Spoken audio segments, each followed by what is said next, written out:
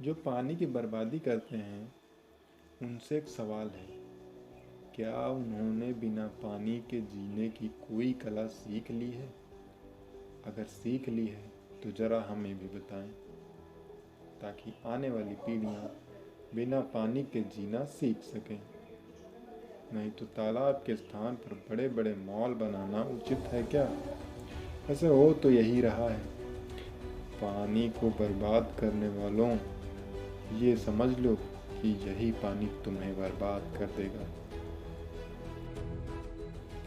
वैश्विक तपन यानी global warming आज विश्व की सबसे बड़ी समस्या बन चुकी है। इस समस्या से न केवल मनुष्य बल्कि धरती पर रहने वाला प्रत्येक प्राणी त्रस्त और परेशान है। ग्लोबल वार्मिंग से निपटने के लिए दुनिया भर में कई प्रयास किए जा रहे हैं, लेकिन यह समस्या कम होने के बजाय और बढ़ती ही जा रही है। ग्लोबल वार्मिंग है क्या? आइए जानते हैं। जैसा कि नाम से ही साफ है, ग्लोबल वार्मिंग धरती के वातावरण के तापमान में लगातार हो रही बढ़ोतरी है।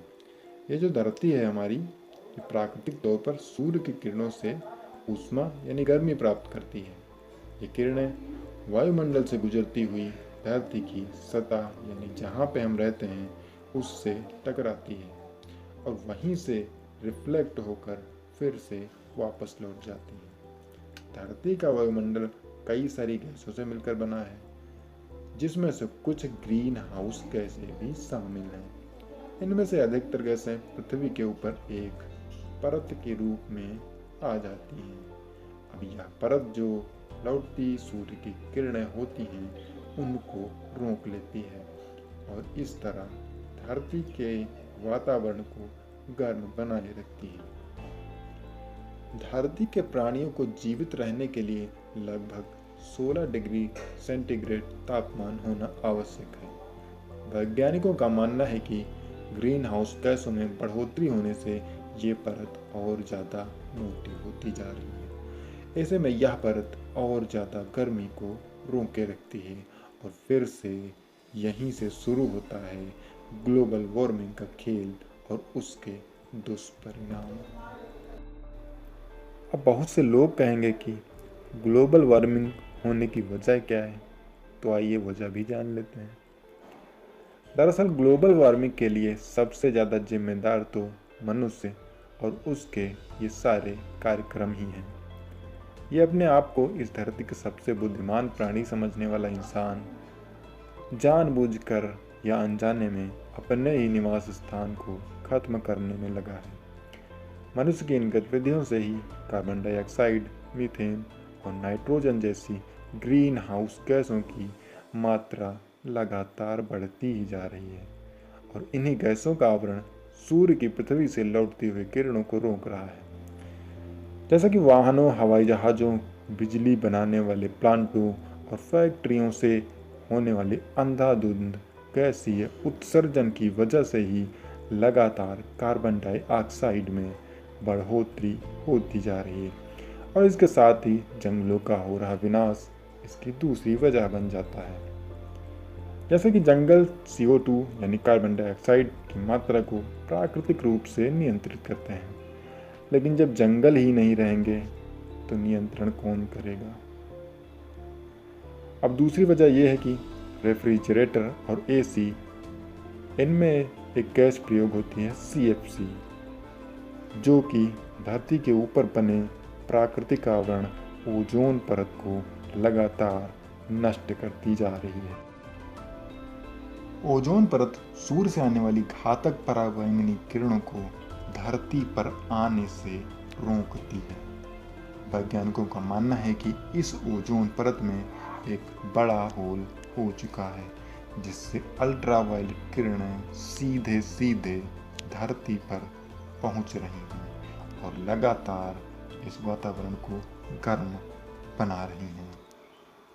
पिछले 10 सालों से धरती के औसत तापमान में 0.3 से 0.6 डिग्री सेंटीग्रेड की बढ़ोतरी हुई है। आशंका यही है कि ये आगे भी बढ़ती रहेगी। अब आइए जानते हैं कि इस ग्लोबल वार्मिंग से मनुष्य जाति और पशु पक्षियों और पौधों को क्या हानि, नुकसान या उन पे क्या असर होता है इस ग्लोबल वार्मिंग से। ग्लोबल वार्मिंग यानी जलवायु परिवर्तन का सबसे ज़्यादा असर मनुष्य पर ही पड़ेगा। गर्मी पड़ने से मलेरिया, डेंगू और अन्य घातक बीमारियां बढ़ती जा रही हैं। माना जा रहा है कि गर्मी बढ़ने के साथ ही पशु पक्षी और वनस्पतियां धीरे धीरे उत्तरी पहाड़ी इलाकों की ओर प्रस्थान करेंगे, लेकिन इस प्रक्रिया में कुछ तो अपना अस्तित्व खो ही देंगे और बहुत से खो चुके हैं। इसका एक उदाहरण गिद्ध है। अब अगर इस संकट से बचना है तो हमको कुछ काम करने होंगे, जैसे कि हम सभी पेट्रोल, डीजल और बिजली का उपयोग कम करके हानिकारक गैसों को कम कर सकते हैं। जंगलों की कटाई को रोकना होगा और हम सभी इसके साथ ही अधिक से अधिक ज़्यादा मात्रा में पेड़ लगाएं तथा रेफ्रिजरेटर कंपनियां ऐसे रेफ्रिजरेटर बनाएं जिसमें CFC का इस्तेमाल ना होता हो तथा ऐसे वाहनों का निर्माण हो जिसमें प्रदूषण ना हो। और अगर ऐसा नहीं हुआ तो परिणाम तो आप सबके सामने है।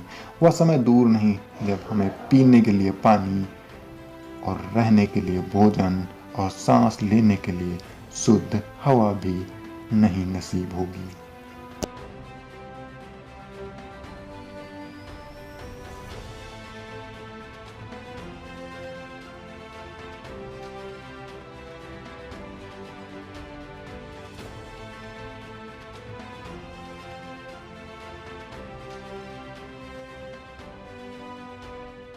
सो दोस्तों, आज के वीडियो में बस इतना ही।